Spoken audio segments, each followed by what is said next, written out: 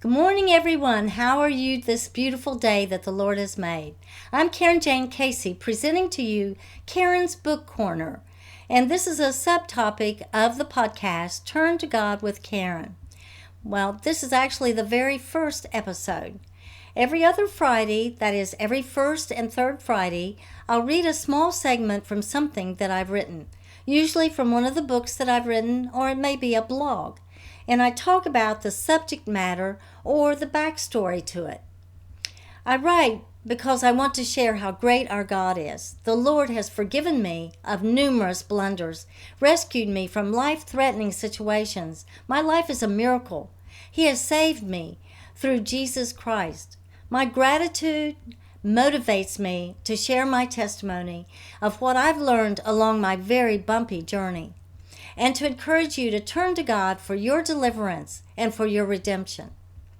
Yes, part of my design is to whet your interest in reading one of my books. You can find all of my books and blogs at my website, CarinJayneCasey.com. That's also where you can contact me through my website. Well, today's read is for my newest release, A New Song Rises Up. A New Song Rises Up also has a study guide that goes with it. So, my purpose in writing this book, which was released last fall, was to simply share bits and pieces of how the Lord has brought me through some horrible times, painful times. And my life, as I said before, is a miracle. And I am forever grateful for my life, my health, my peace, my family, my loved ones. I could go on and on. And with that gratitude, I am motivated to share my testimony. Look what the Lord has done for me, even though I did not deserve it. And so He can also do it for you. We read today from chapter 1, the Prologue, pages 1 and 2. And it's about a time in the author's dark moments, myself, while deep in a life-threatening domestic violence situation. I'm not going to share all of it in 2 pages, but hopefully it will give you interest in finding out more. And that's just one part of the book. Within this passage, we get a glimpse of what happens behind the scenes in a domestic violence situation and some of the reasons why a victim might stay with her abuser. And isn't that a traditional question that people ask? Why did she stay? And there's a number of thought-provoking questions in the respective study guide accompanying it. Okay, so chapter 1 of the prologue. I self-consciously sat alone at a secluded table in that dimly lit, sleazy bar as I watched him intimately conversing with the other woman. She looked into his eyes earnestly as she begged him to make me leave, but he would not. Apparently, she did not have enough experience with him, or she would have known he had carefully orchestrated this strange and awkward encounter. Like a cat playing with his mice, he thoroughly enjoyed my heartbreak and her anxiety. Meeting her in this way was particularly intimidating.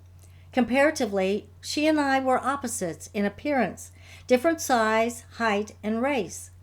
He had told me her income and employment status, which was much higher than my own. But what I saw before me was my equal, because she had allowed herself to be caught into the same malicious trap that I was in. I arrived with him after an entire day of abuse. The morning began with his decision that I would meet a woman that he was having an affair with. I had not been agreeable to that plan. Quickly, his horrid demands escalated to repetitive screaming and beating. Did it matter to him if being in her presence might destroy me? Exhausted and overpowered after a matter of hours, I had no choice but to obey his orders. I felt ugly and plain, not wearing makeup or an attractive outfit for this confrontation with my competitor. Without those options, I got into the car. Predictably, I felt the pain of humiliation even before the encounter was to happen. He had finally gone too far. After all I had allowed myself to suffer, I endured tortures, sorrows, and abuses I can never tell, plus estrangement from my children. All those horrors had happened during these several months, bringing me to this moment. It had been the only peace left that kept me with him. I had believed our relationship was monogamous, that I was his one and only. I always mentally struggled to believe his claims of sexual loyalty. How foolish. I wondered at my misplaced trust, historically existing regardless of the multiple abuses and even following that time that he had attempted to kill me. I always forgave, and I always stayed. Why? I stayed because he would apologize and explain that he had been out of control, that he loved me, and if only I hadn't caused his outburst, it wouldn't have happened. I repeatedly convinced myself that there was still hope. So that presents only a portion of the issues that go along with a domestic violence situation.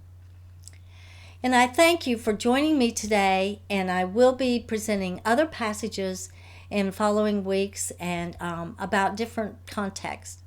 I hope that you'll join me with every episode of Carin's Book Corner, the first and third Friday of every month, with the podcast Turn to God with Carin. As you may know, Turn to God with Carin episodes every Monday morning with various topics to bring encouragement and healing within our challenges.